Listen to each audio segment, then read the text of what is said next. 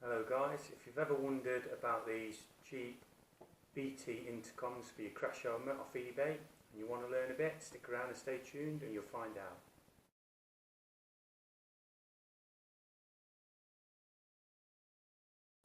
Now this is what you get in the box when it comes from eBay, about 30 quid, and for that you get the charging lead. This one hasn't come with a charger for the wall, but everybody's got them anyway. It's just a standard.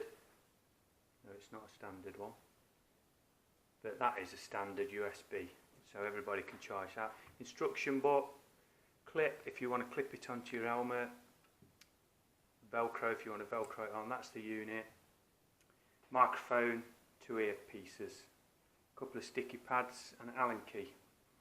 And now I'll show you how to fit.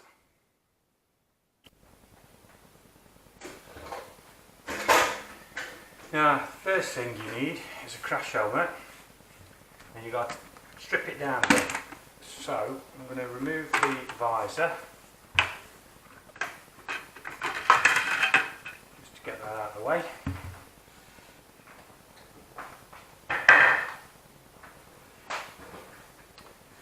And then you're going to need to remove the side cheeks.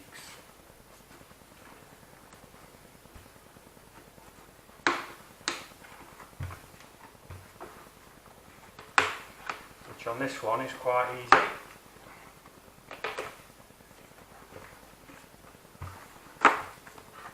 Just I don't know if you can see them clips. These ones there, and they just clip onto them red things. So you've got to get them out of the way first.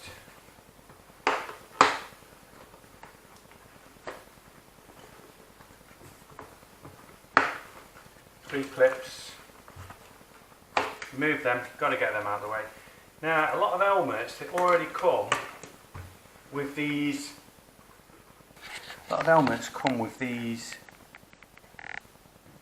already circled out to receive an earphone, a speaker. But I found on my HJC helmet that they don't go deep enough.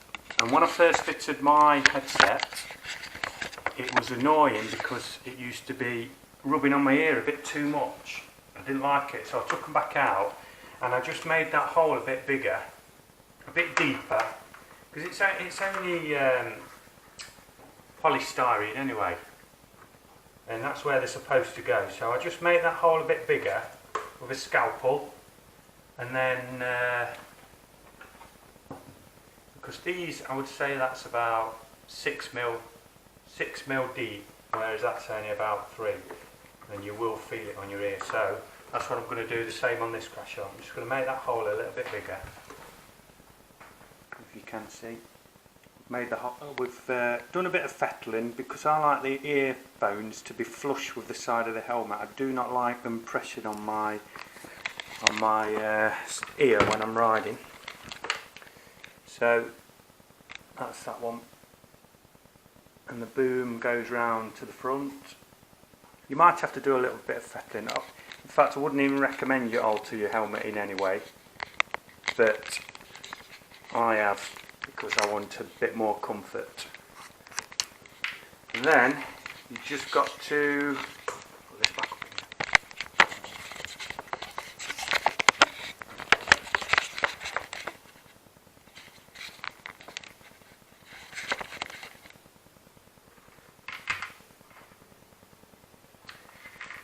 And then it's just a case of hiding the wires. So you've just got to tuck them behind, down into the gubbins, something soft edged, just to hope the cable was in.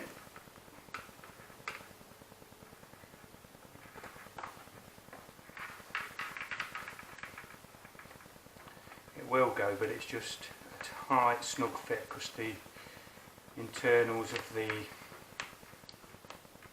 helmet are obviously nice and tightly snug.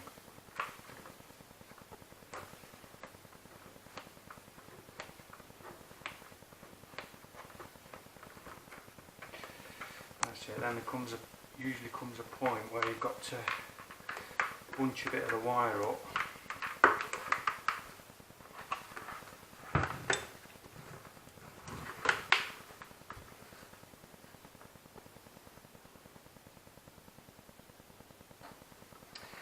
And what I did on my helmet is I just put a tiny bit of hot glue.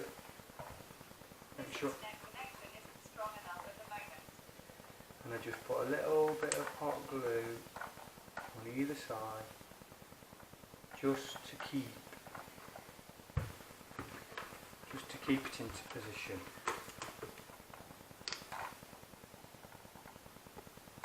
Bit there, bit there. Both sides, just to secure it.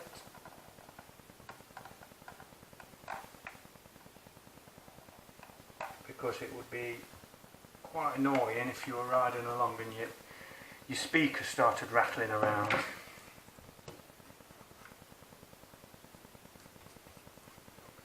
Just let that set a bit.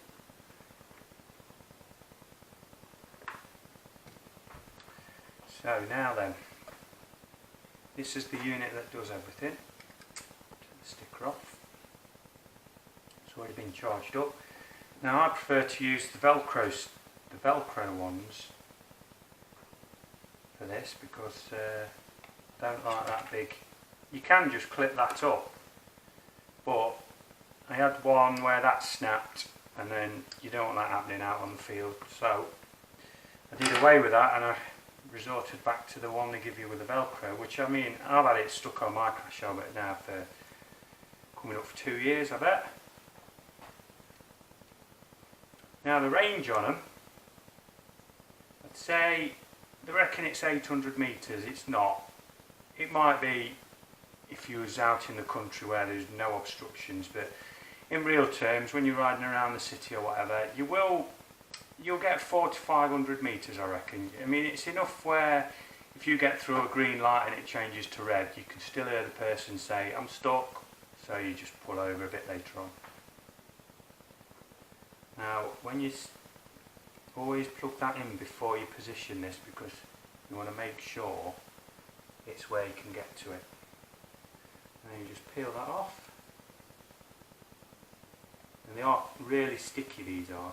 I've never had one come off. We've been out in the rain, all kinds of weathers, rainstorms, and it's never been a problem. There you go. And I'll show you how to pair it up. There we go, that glue's gone off now, so I can put the cheek pads in. That's that one, so put that through.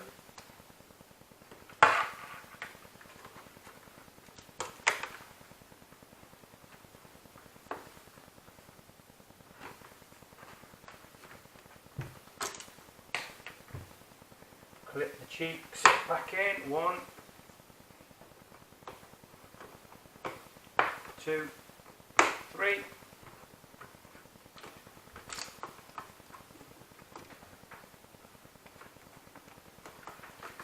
And again.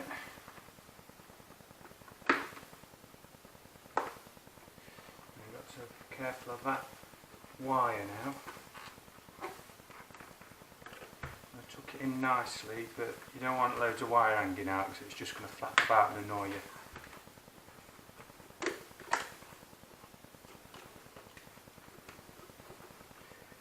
Sure the microphone boom's not in the way, and you can still clip the cheeks back in. 1, 2, 3. There you go. Now the microphone, you want to get it as close to the lips as you can, so bring it forward a bit. When you've got your helmet on, just pull it too, because the closer that is makes a big difference to what the other person can hear. And that's it. That's the BT-com, Freed-com motorcycle intercom system. I'll tell you some of the features as well. It's got built-in FM radio, and you can access the radio after it's been turned on. To turn it on, you press and hold this button. That's it, about 3 seconds, blue light. Now this isn't paired up with anything at the minute. I'll pair it up with my crashometer in a minute, but I'll just talk you through a few of the things. If you press that twice, fast, you get FM radio come through. To change station, it hasn't got one at the minute, so you just press the jog wheel forwards or backwards. There you go, it's got radio. I don't know if you can hear that. That was a quick jog. If you just go like that, it searches again.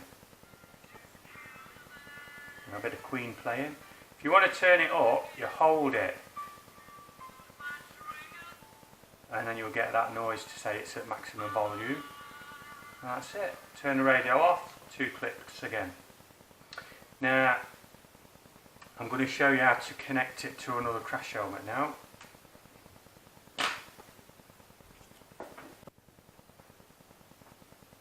Now when you want to pair 2 intercoms together, you've got to press and hold down both buttons for 8 seconds.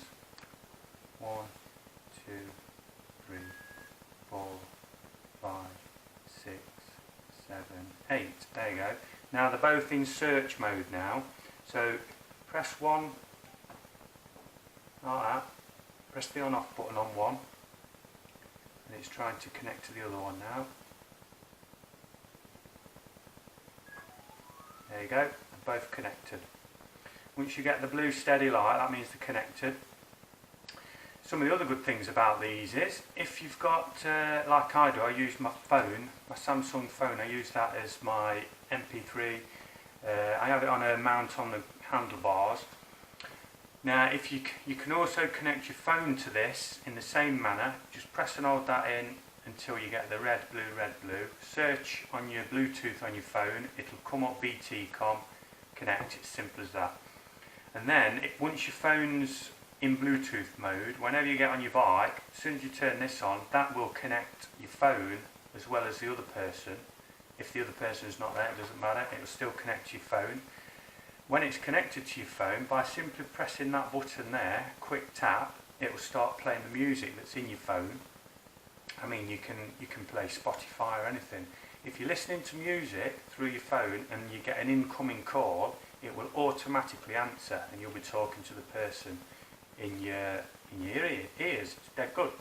But also, if you're using your phone as a GPS sat-nav, it will speak the instructions through.